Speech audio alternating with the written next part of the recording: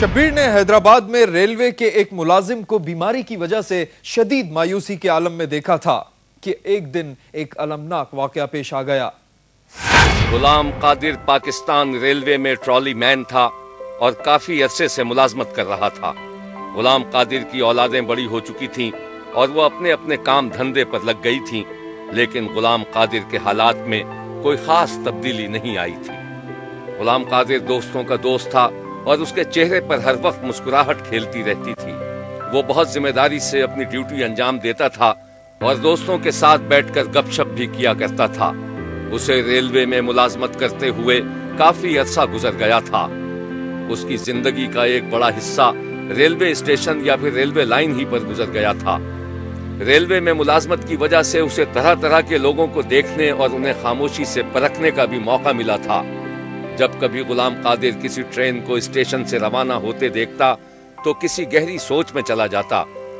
उसे ऐसा महसूस होता जैसे इंसान की जिंदगी भी किसी ट्रेन की मानिंद है जो थोड़े अरसे के लिए स्टेशन पर रुकती है और फिर अपने सफर पर रवाना हो जाती है। शदीद गुर्बत की वजह से गुलाम कादिर बुझ सा गया था, लेकिन उसने कभी अपने दोस्तों पर अपनी परेशानी जाहिर नहीं की थी। गुलाम कादिर को पान खाने का शौक था और खास तौर पर जब उसकी ड्यूटी रात को लगती तो वो 2-4 पान अपनी जेब में डाल लेता और उन्हें अपने मुंह में रखकर खामोशी से अपने काम में मगन हो जाता। गुलाम कादिर के बारे में एक बात तय थी कि वो मुश्किल से मुश्किल हालात में भी मुस्कुराता रहता था और मायूस होने वाला इंसान दिखाई नहीं देता था। वैसे तो गुलाम कादिर एक हंसमुख इंसान था, लेकिन हैरानकुन तौर पर जब वो घर आता तो बिल्कुल खामोश हो जाता था। गुलाम कादिर दोस्तों में बैठकर हंसी मजाक करता, लेकिन घर आते ही खामोश हो जाता और किसी गहरे दुख में चला जाता था।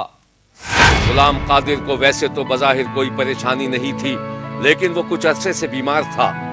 गुलाम कादिर को मालूम था कि उसके इलाज पर काफी पैसे खर्च होंगे, इसीलिए उसने भरपूर कोशिश की कि अपनी बीमारी को सबसे छुपा ले, लेकिन आहिस्ता आहिस्ता घर वालों को अंदाजा हो गया कि गुलाम कादिर की तबीयत ठीक नहीं थी।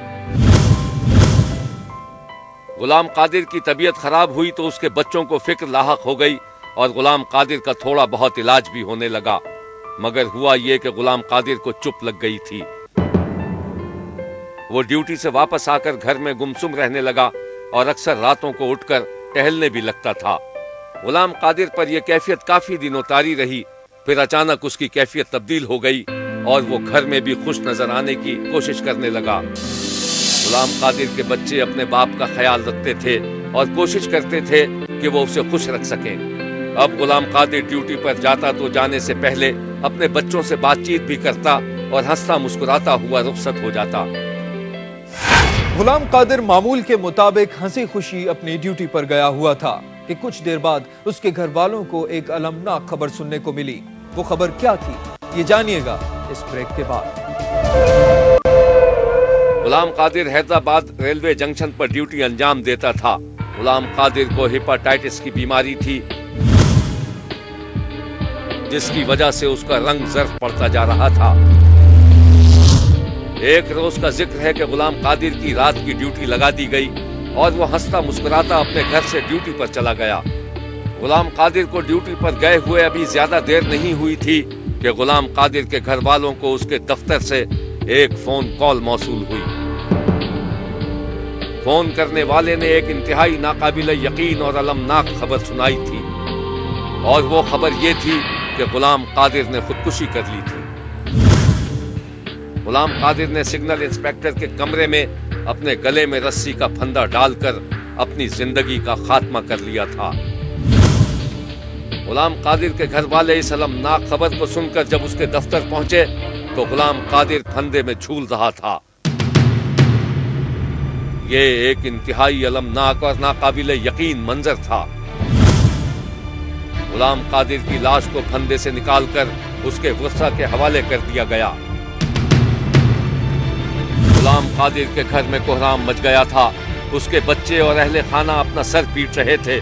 गुलाम कादिर का छोटा बेटा दिल पकड़कर जमीन पर बैठ गया। हर तरफ आहो बुका का आलम था। गुलाम कादिर के बेटे ने बताया कि उसका बाप अपनी बीमारी की वजह से उदास रहता था और अब तो घर के हालात में भी कुछ बेहतरी हो गई थी, मगर उसने हिम्मत हार दी और अपनी जिंदगी का खात्मा कर लिया। बस ऐसे ही सर, बीमारी का जो इलाज नहीं हो रहा था, यानी कि दवाई कोई नहीं लग रही थी, तो उसकी वजह से कभी कभार बोल देते, हम समझाते थे, वो ऐसी मायूसी की बातें नहीं करते।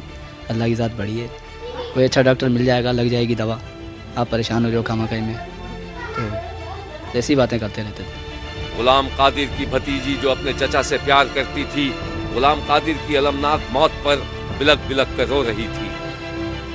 हमारे को सुबह को पता पड़ा उधर ऐसा काम हो गया, हम आपको क्या बताएं, ऐसी कोई भी बात नहीं थी।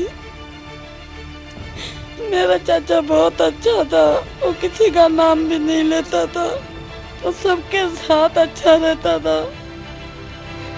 गुलाम कादिर का छोटा बेटा सिराजुद्दीन, जो रक्षा चलाकर अपने बाप का हाथ बटा रहा था, अपने बाप की मौत पर उदासी की तस्वीर बना हुआ था। घर की तो पर ये गुर्बत थी, उसके बाद अभी हालात सही हो गए थे, इलाज बीमार रहता था, इलाज के पैसे ऐसे हो गए थे, पहले नहीं हो रहे थे, अभी तो इलाज के पैसे भी हो गए थे, सब कुछ अभी इलाज करवाने आ रहे थे, रिटायर करवाने आ रहे थे तो। लेकिन यहाँ का बोलता रहता था ये कि मेरे पे ये इल्ज़ाम है, मेरे पे ये इल्ज़ाम है, ये करेंगे वो करेंगे, वहमी किस्म के थे। गुलाम कादिर की अलमनाक मौत ने उसके घर वालों के साथ साथ महल्ले भर को भी उदास कर दिया था। पुलिस ने गुलाम कादिर की मौत के बारे में जो मौक़िफ़ इख्तियार किया था वो ये है। शायद उसके अपने घरेलू कोई मसले मसाइल थे, वो भी बताने से गुरेज कर रहे हैं, जो इसके वर्षा हैं, और इसमें और कोई ऐसी पेशरफ्त न हुई है, ना मज़ीद हमें पता लगा है। उन्होंने कहा कि बस कुदरत इलाही से इसने खुद ब खुद कई दिनों से ये बोला खामोश रहता था, बस खामोशी का यही बोला सिला मिला जो इसने खुदकुशी कर। गुलाम कादिर के बेटे का कहना था कि उसका बाप अपनी बीमारी से मायूस हो चुका था और एक बार उसने इंतहाई जज्बाती आलम में बताया था कि वो अपनी जिंदगी का खात्मा कर लेगा। गुलाम कादिर अपने बच्चों के साथ किराए के मकान में रहता था। एक बेटी की शादी कर दी थी, जबकि उसके बेटे मेहनत मजदूरी कर रहे थे कि ये सानेहा पेश आ गया। हैदराबाद रेलवे स्टेशन पर अब भी रेलगाड़ियां रुकती और रवाना होती हैं। मुसाफिर भी आते जाते रहते हैं और रेलवे वर्कर अपने कामों में मसरूफ रहते हैं, मगर अब वहां गुलाम कादिर नहीं होता, क्योंकि उसने अपनी जिंदगी का खात्मा कर लिया है।